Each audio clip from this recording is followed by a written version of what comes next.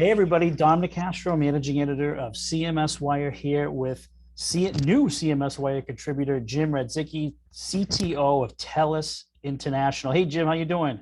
Hey, Dom, doing really well. Thanks for having me. Yeah, thank you for becoming part of the CMSWire contributor family. You know, it's the lifeblood of our website. I was a reporter before I was an editor, and I didn't even think I was close to importance as the contributors for us.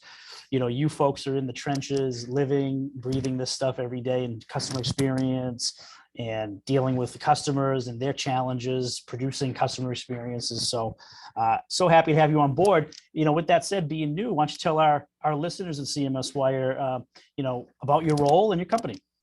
Yeah, perfect. Yeah, thanks for that. Interesting as you say, the customer experience. I actually started as an agent on the phone myself in this career. I'd have to wind the Ah, clock back quite a bit to get there. But yeah, it was one of my first jobs out of wow. college things. But yeah, I've expanded through that. I'm now the Chief Technology Officer, as you mentioned, for TELUS International.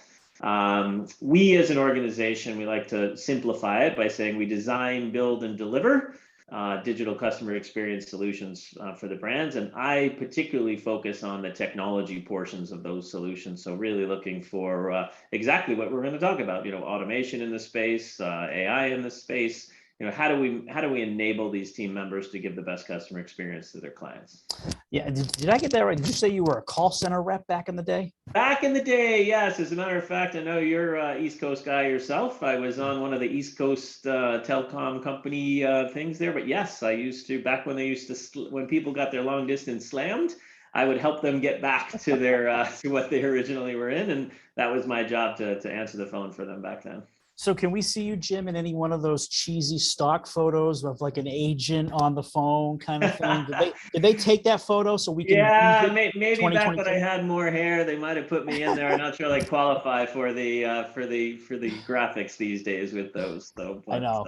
yeah, We, it we, was li- great. we like to be careful with those stock photos. We like to have at CMS Wire as real as possible. And sometimes we get carried away like, oh, that looks like a call center to me. But meanwhile, the agents are all smiling on the phone. You're like, no, no, no, come on, get something real. They have to be sweating and stressed.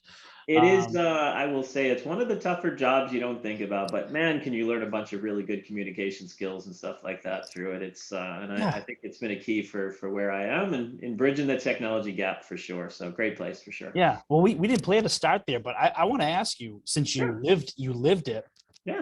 I mean, we're doubling down on our call center coverage, contact centers, contact center as a service, AI. And man, I mean, to me, the agents in that seat are more important than the CEO. I Yeah, mean, you right? are you're spot on. One of my best practices is whenever I walk into one of our facilities is to go into the training room and thank those folks, right, for Yeah. for what they do and what they have. It is pretty difficult. It's actually a good segue probably into where you're going is because the job is getting so difficult, right? Think back when I was that team member answering the phone, not quite this early on, but it was pretty close to, hey, you got 10 digits and a dial tone. That's all you really had to support. Now it's, the customer calls in. I drove up to my house. My phone didn't trigger my geo fence. My lighting didn't happen, didn't set the mood. The romantic lighting was supposed to take place. I walked in the house. My wife's upset. And they like, what's wrong with my phone? Right. So this agent then has to go through the myriad of 250 different applications that's on that device to understand what happened, check the IoT network underneath it, check the connectivity, the APIs, the billing plans.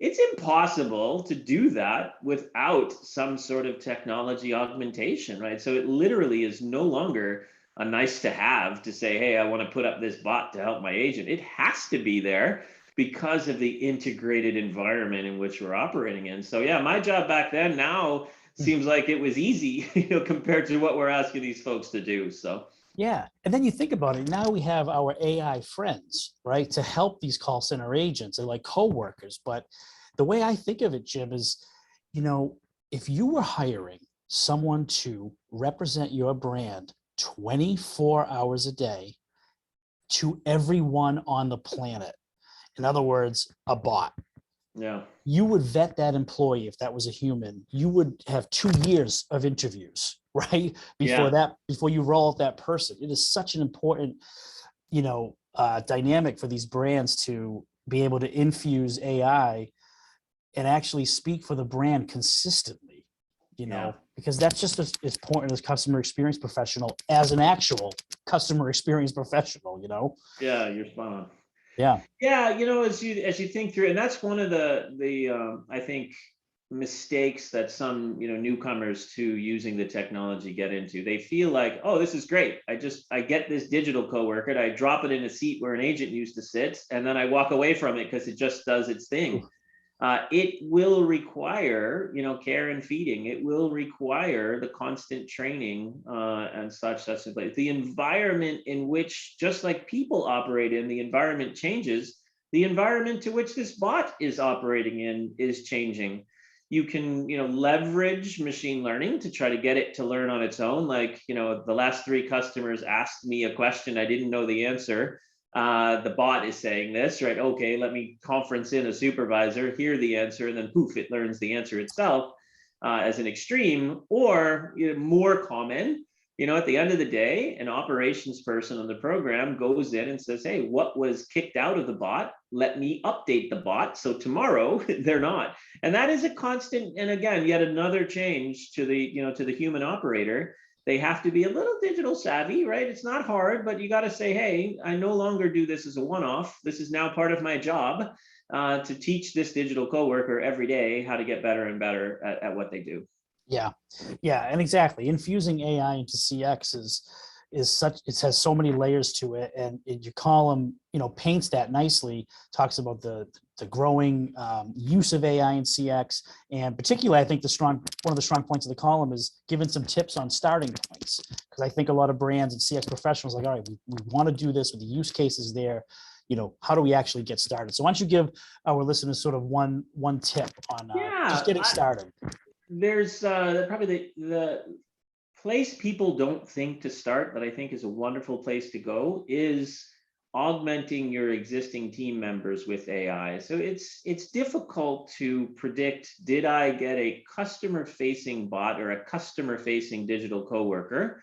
Is it ready to go? And then let it loose on the public environment, to answer. However, if you can teach the bot on your own team members, augmenting their capabilities, get it to answer those questions, a little more of a controlled environment for you. If it then gets good enough to support your internal team members, now it's likely smart enough to then, let it loose on your customer base. So the very simple tools that we use are journey mapping, right? That's probably your best example of how to get started.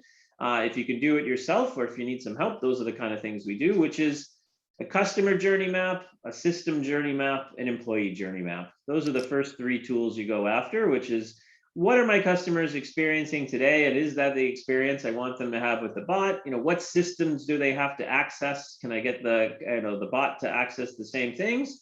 Or, how does that employee, handle this particular interaction? Can I get the bot to do it the same way or not? Or is there even better, once you have that map, then you can start mapping it into, what you want that bot to do and how you want it to perform. So that's the easiest way to get started. And then once you got that idea, deploy it on your own team members first, deploy it to support your existing folks. And then when it gets good enough, let it loose, on the customer side of things. Yeah. And, finally, Jim, looking forward, I always feel like as a tech, media site, and you're a tech company, we're always looking at, oh, something's emerging right now. How do we get involved? Are our customers getting involved? And I think some of those forces are things like Web3 and the metaverse. I know I didn't tell you I was going to ask you this, but it kind of came up. Right. What, if anything, are you as a CTO, maybe as your company too, sort of following with the metaverse and Web3 and how that's affecting customer experience? Yeah, there's we at TELUS International have the advantage of we have a special vertical in the games space, right? So where I think the metaverse is probably further along and usage of the metaverse is further along probably than any other vertical, right? People have been in the metaverse for quite some time, and you're starting to see in those spaces in-game support, right? Avatars that are floating around inside the environment, supporting what I'd say some of the content moderation challenges that show up when you have 40-year-olds and 13-year-olds in the same environments, and multiple personalities that people could be portraying. So you'll start again, the complexity of the environment for customer service will grow. But we're also using it in our recruiting space, right? Getting the right folks. People want to be part of a company that is using this. So our recruiting platforms now are leveraging things such as the metaverse or virtual avatars to go in and do your interview while you're an avatar, right? Or the interviewer on the other end is an avatar, awesome. right? So many different ways to leverage, the technology in the metaverse and the 3.0, and not only supporting customers who have already gone into the metaverse or getting into the metaverse, but also how do you leverage those tools to really speak to, the new team members that you want to bring on board with it as well. So lots of different aspects coming into that. And I think, again, hopefully simplifying it for the end customer, but to the way you opened it, making that team member's job all the more challenging as well. When I have 3 personas for the same customer, that makes it even more challenging to go through. So, yeah. And then all the more need for AI, to assist and support them in that. Yeah, I'm just hoping the marketers, Jim, and particularly the marketers, don't abuse the metaverse by you could just see an avatar for a brand walk it in like, hey, have you ever tried this white paper? All I need is your email, like something like that. It'll be just as far as we think we've come. Someone will always deploy, the standard tactics that have worked over time. You see it both, and honestly, even in the metaverse today, you see it again. If I go to the gaming pieces, advertisements within those virtual worlds. Some people are comfortable; they'll sell billboard space in a virtual world, right? For what's in. You have developers who will create products that are only exist in the virtual world. And well, NFTs, even that, right? If you think about the artwork, that's totally digital and these type of things. So there will be a mix for sure. And then someone's going to come along and say, hey, I'm not bound by those old things anymore. Let's try something totally different. And that'll take a leap forward for us for sure. So. Yeah. Well, for our sister site, Jim, rework.co, I'll give them a shout out. They're following closely employee experience, digital workplace. So, man, I think we should talk about that employee interview metaverse angle, because I think there's something there to put out there for content. So stay tuned. Yeah, would love to bring you into that one. It's really a neat interface. If anything, again, driving the right and again, right, the team members you're going after, that's what they do in their daily lives. So why not make the work experience, match, and it attracts the right talent from that perspective as well. Awesome. Well, Jim Radzicki, a wide-ranging conversation here. It's so appreciated. That's how I like them to go.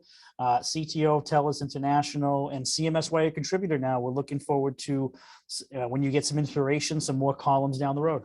Happy to do it. Thanks, Tom. All right. Have a good one. Take it easy. Bye. Bye now.